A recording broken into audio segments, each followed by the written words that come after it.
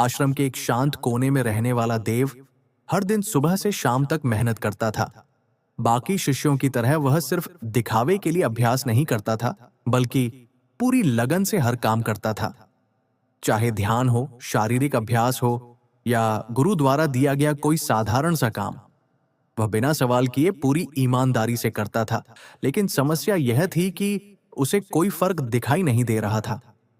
दिन बीत रहे थे, हफ्ते गुजर रहे थे, लेकिन वह खुद को वहीं खड़ा महसूस करता था जहां से उसने शुरुआत की थी। शुरुआत में उसे लगता था कि शायद समय लगेगा, लेकिन धीरे धीरे उसके अंदर एक खालीपन आने लगा। वह देखता कि कुछ शिष्य कम मेहनत करके भी आगे बढ़ते हुए दिखते थे। उन्हें गुरु से सराहना मिलती थी, जबकि वह जो हर दिन सबसे ज्यादा मेहनत करता था, उसे बस अगला काम मिल जाता था। यह बात उसके अंदर चुभने लगी। उसे लगने लगा कि शायद उसकी मेहनत में ही कोई कमी है, या फिर वह गलत दिशा में मेहनत कर रहा है। एक दिन उसने हिम्मत करके गुरु से पूछ लिया कि वह इतना काम करता है, फिर भी उसे कोई बदलाव क्यों महसूस नहीं हो रहा। गुरु ने उसकी बात सुनी, लेकिन कोई सीधा जवाब नहीं दिया। उन्होंने बस इतना कहा, जो दिखता है वह हमेशा सच नहीं होता, और जो सच होता है वह हमेशा तुरंत नहीं दिखता। यह सुनकर देव और उलझ गया, क्योंकि उसे एक साफ जवाब चाहिए था, कोई पहेली नहीं। अगले दिन गुरु उसे आश्रम के पीछे ले गए, जहां एक बड़ा सा पत्थर पड़ा था। उन्होंने कहा कि उसे रोज इस पत्थर को धक्का देना है। देव ने सोचा कि यह कैसा काम है, लेकिन उसने कुछ नहीं कहा और पत्थर को धक्का देना शुरू कर दिया। पहले दिन उसने पूरी ताकत लगा दी, लेकिन पत्थर अपनी जगह से हिला भी नहीं। दूसरे दिन भी उसने वही किया, तीसरे दिन भी, चौथे दिन भी। हर दिन वही कोशिश, वही मेहनत और वही परिणाम, कुछ भी नहीं। धीरे धीरे यह काम उसके लिए सबसे फ्रस्ट्रेटिंग बन गया। उसे लगने लगा कि वह बेकार में अपनी ताकत लगा रहा है। एक दिन तो वह इतना परेशान हो गया कि उसने पत्थर को धक्का देना बंद कर दिया और सीधे गुरु के पास गया। उसने कहा कि यह सब करने का कोई मतलब नहीं है, क्योंकि पत्थर हिल ही नहीं रहा, तो उसकी मेहनत का क्या फायदा। गुरु उसे वापस उसी पत्थर के पास ले गए और कहा कि ध्यान से देखो। देव ने देखा कि पत्थर तो अपनी जगह पर ही था, लेकिन उसके अपने हाथ पहले से ज्यादा मजबूत हो गए थे। उसकी पकड़ पहले से बेहतर हो गई थी और उसका शरीर पहले से ज्यादा सख्त हो गया था। वह कुछ पल के लिए चुप हो गया। उसे समझ आने लगा कि बदलाव पत्थर में नहीं, उसके अंदर हो रहा था। फिर भी उसके अंदर पूरी क्लैरिटी नहीं आई थी। वह अभी भी यह सोच रहा था कि अगर इतना सब करने के बाद भी बाहर कुछ नहीं बदल रहा, तो क्या यह सच में उसे कहीं पहुंचा पाएगा।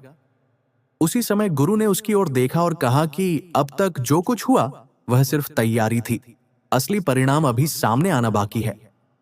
यह सुनकर देव के अंदर फिर वही सवाल उठे, लेकिन इस बार वह पूरी तरह टूट नहीं रहा था, क्योंकि उसे महसूस हो रहा था कि शायद उसकी मेहनत सच में कहीं ना कहीं असर कर रही है, भले ही वह अभी दिखाई ना दे रही हो।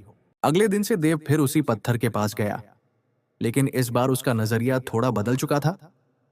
अब वह पत्थर को हिलाने के लिए नहीं, बल्कि खुद को बेहतर बनाने के लिए धक्का दे रहा था। फर्क छोटा था, लेकिन असर गहरा था। अब हर दिन वह बिना शिकायत, बिना उम्मीद के वही काम करता रहा। उसके अंदर अब पहले जैसी बेचैनी नहीं थी, लेकिन फिर भी कहीं ना कहीं एक सवाल बाकी था। यह सब आखिर उसे कहां ले जाएगा। कुछ दिनों बाद गुरु ने उसे एक नया काम दिया। इस बार उसे पास के गांव जाना था, जहां लोगों को भारी सामान एक जगह से दूसरी जगह ले जाना था। यह काम आसान नहीं था, क्योंकि सामान बहुत भारी था और रास्ता भी कठिन था।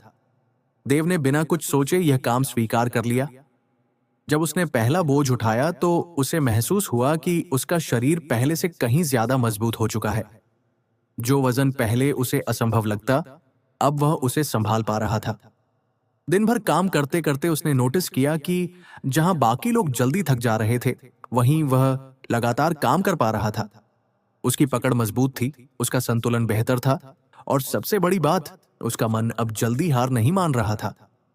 शाम तक वह सबसे ज्यादा काम कर चुका था और गांव के लोग भी उसकी मेहनत देखकर हैरान थे। ये वही देव था जिसे कुछ समय पहले लगता था कि उसकी मेहनत बेकार जा रही है। जब वह वापस आश्रम लौटा तो गुरु पहले से ही उसका इंतजार कर रहे थे। इस बार देव के पास कोई सवाल नहीं था, उसे जवाब मिल चुका था। गुरु ने सिर्फ इतना पूछा, आज पत्थर हिला?